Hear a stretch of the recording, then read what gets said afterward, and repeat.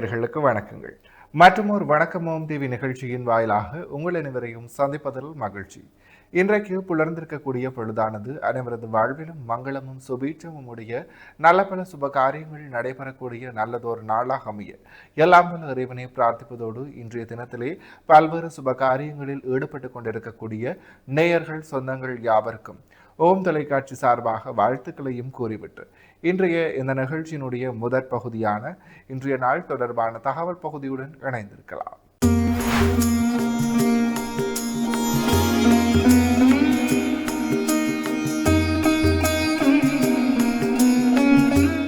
இணைந்திருக்கின்றோம் வணக்கம் ஓம் டிவியின் இன்றைய நாள் தொடர்பான தகவல் பகுதியுடன். அந்த வகையில் இன்றைய நாளானது பங்குனி மாதம் புதன்கிழமை 4/3/2026 தமிழுக்கு விசுவாவசு வருடம் மாசி மாதம் 20ஆம் நாள்.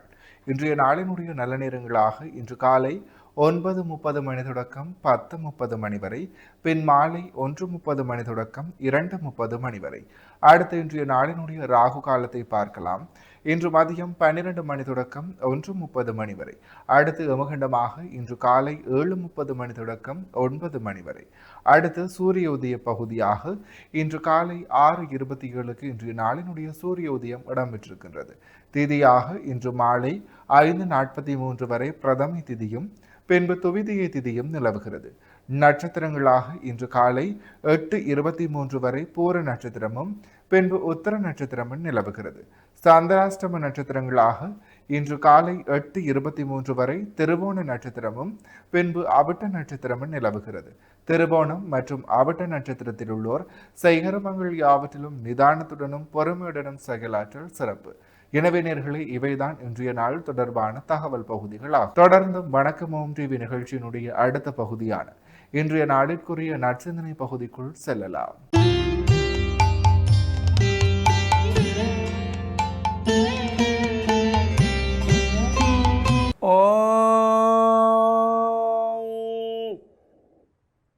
தனம் தரும் கல்வி தரும் ஒரு நாளும் தளர்வறியா மனம் தரும் தெய்வ வடிவும் தரும் நெஞ்சில் பஞ்சமில்லா இனம் தரும் நல்லன எல்லாம் தரும் அன்பர் என்பவர்க்கே கனம் தரும் பூங்குழலாள் அபிராமி கடை கண்களே. ஓம் நமச்சிவாய. மேன்மைகள் சைவ நீதி விளங்குக உலகமெல்லாம். நோயற்ற வாழ்வே குறைவற்ற செல்வம். அந்த நோய் நொடி இல்லாத வாழ்வு இந்த உலக மக்கள் எல்லோரும் வாழ வேண்டும் என்று கலியுகத்தின் காந்தமலை ஜோதியாகிய சபரிமலை சுவாமி ஐயப்பனுடைய திருவடிகளை சிரம்தாழ்த்தி டான் தமிழொலி ஓம் தொலைக்காட்சி நேயர்கள் அனைவருக்கும் சர்வதேச இந்து மத குருபீடம் அகில இலங்கை சபரிமலை ஸ்ரீ சாஸ்தா பீடத்தின் சார்பில் இனிய வணக்கங்களும் நல்ல ஆசிகளும். இன்றும் மங்களகரமான விஸ்வாவசு வருஷம் பங்குனி மாதம் 21ஆம் நாள் 4/4/2026 சனிக்கிழமை.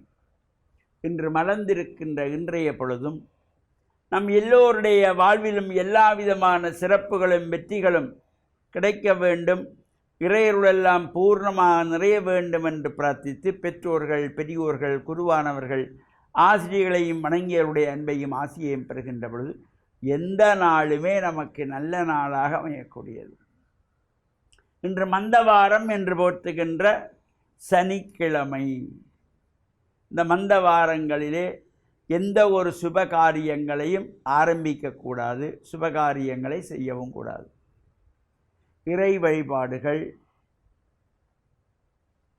உச்சந்தலை முதல் உள்ளங்கால் வரையிலே எண்ணெய் பூசி ஸ்நானம் செய்வது, சனீஸ்வர பகவானுக்கு எள்ளெண்ணெய் தீபங்கள் ஏற்றி வைப்பது, சபரிமலை ஐயப்ப சுவாமியினுடைய பஜனை 18ஆம் படி பூஜை வழிபாடுகள் கலந்து கொள்வது, இவ்வாறு இந்த இறை வழிபாடுகளோடு ஈடுபடுவதற்கு ஒரு சிறந்த நாள் இந்த மந்தவாரம் என்று போற்றுகின்ற சனிக்கிழமை. அவ்வாறு இன்றைய தினத்திலே காரைக்கால் அம்மையாருடைய குரு பூஜை நாள். அண்ட சராசரங்களையும் ஆளுகின்ற இறைவன் விண்ணகத் தேவரும் நன்னவும் மாட்டாத மெய்ப்பொருளாகிய அந்த பரம்பொருள், அந்த உலகை ஆளுகின்ற ஈசனே, படைத்தல், காத்தல், அழித்தல், அருளல், மறைத்தல் என்கின்ற ஐந்தொழில்களையும் புரிகின்ற இறைவனுடைய உலகத்துக்கு தாய் தந்தையாயிருப்பவன். வாக்கர்த்தாயுவ சம்பிருத்தவ் வாகர்த்த பிரதிவத்தையை ஜெகத பித்தரவ் வந்தை, உலகத்துக்கே தாய் தந்தை. அப்படியான அந்த சிவன் வாயாலே அம்மா அம்மையே என்று அழைக்கப்பட்டவர் காரைக்கால் அம்மையார். சிவனே அம்மே என்று அழைத்தது, அம்மையே என்று சிவனுடைய வாயினாலே அழைக்கப்பட்ட அருள் பெற்றவர் இந்த காரைக்கால் அம்மையார்.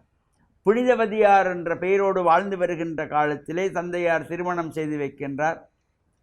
கணவனும் மனைவியுமாக சந்தோஷமாக இருக்கின்ற பொழுது இறைவன் மீது அதிகப்படியான பக்தியும் அன்பும் கொண்டவராக இறை வழிபாடுகளை செய்து பிரார்த்தனை செய்து இவ்வாறு ஒழுக்கத்தோடு வாழ்ந்து கொண்டு வருகின்ற காலத்திலே ஒரு நாள் இந்த கணவனை சந்திப்பதற்காக 2 நண்பர்கள் வருகிறார்கள். வருகின்றவர்கள் நண்பர்களை பார்க்கின்ற பொழுது வெறுங்கையோடு போகக்கூடாது என்று 2 மாம்பழம் தங்களுடைய வளவிலே தோட்டத்திலே பறித்த மாங்கனி 2ஐ கொண்டு வந்து கொடுக்கிறார்கள். சரி என்று அதை வாங்கி கொண்டு தன்னுடைய வேலை செய்கின்ற ஒருவரை அழைத்து இதை கொண்டு போய் வீட்டிலே கொடுத்து விட்டு வா என்று கொடுத்து அனுப்புகின்றான் கணவன்.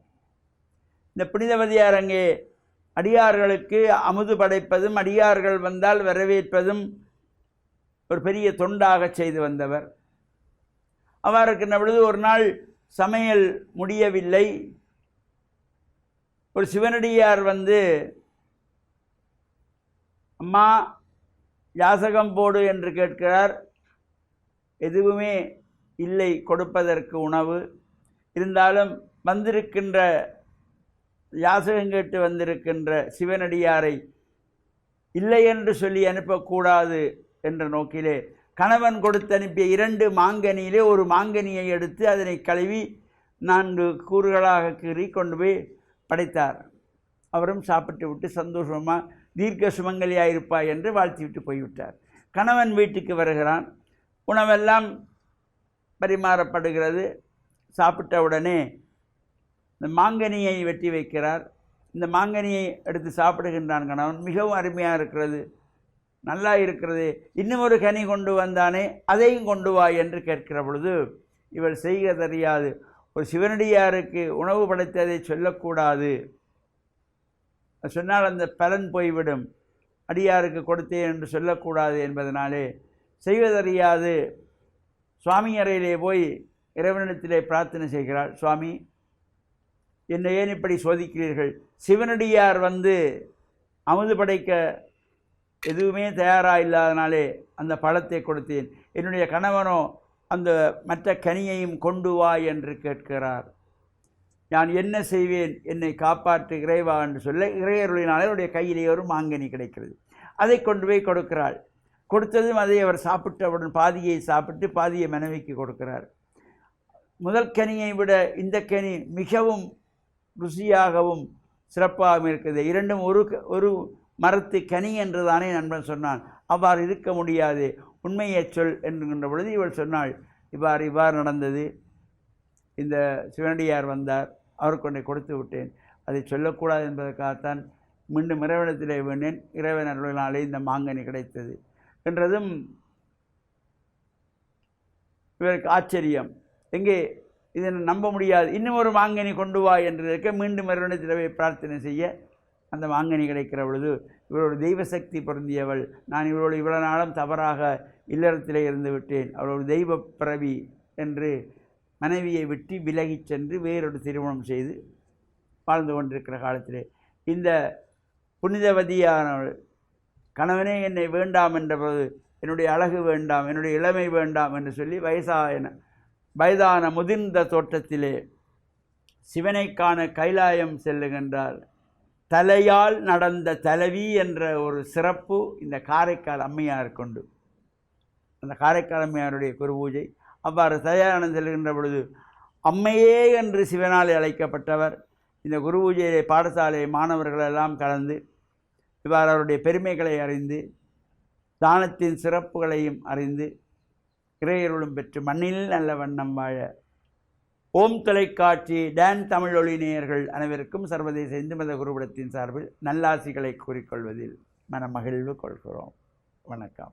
இன்றைய நாளிற்குரிய நற்சிந்தனை பகுதியை சிறப்பான முறையில் வழங்கிய ஆன்மீக அருள் ஜோதி ஸ்ரீ ஐயப்பதாச சாம்பசிவ சிவாச்சாரியார் ஐயா அவர்களுக்கு நன்றிகள். தொடர்ந்தும் நிகழ்ச்சியிலே இன்றைய நாளிற்குரிய திருக்குறளும் பொருளும் பகுதியுடன் இணைந்திருக்கலாம்.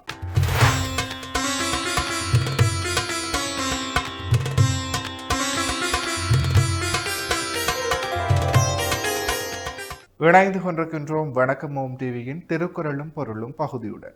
அந்த வகையில் இன்றைய நாளினுடைய குறளும் பொருளுமாக அன்பிற்கு முண்டோ அடைக்கும் தாள் ஆர்வலர் பொன் கண்ணீர் பூசல் தரும்.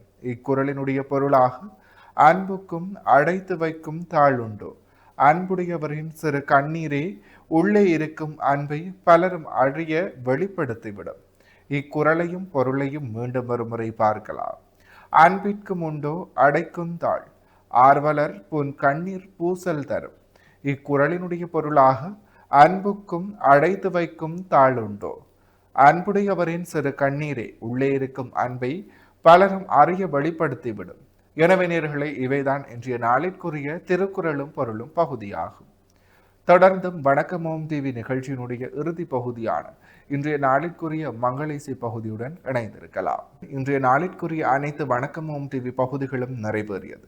மற்றும் ஒரு வணக்கம் ஓம் டிவி நிகழ்ச்சி வாயிலாக உங்களை சந்திக்கும் வரையில் உங்களிடத்திலிருந்து விடைபெற்று செல்கிறேன். நன்றி, வணக்கம்.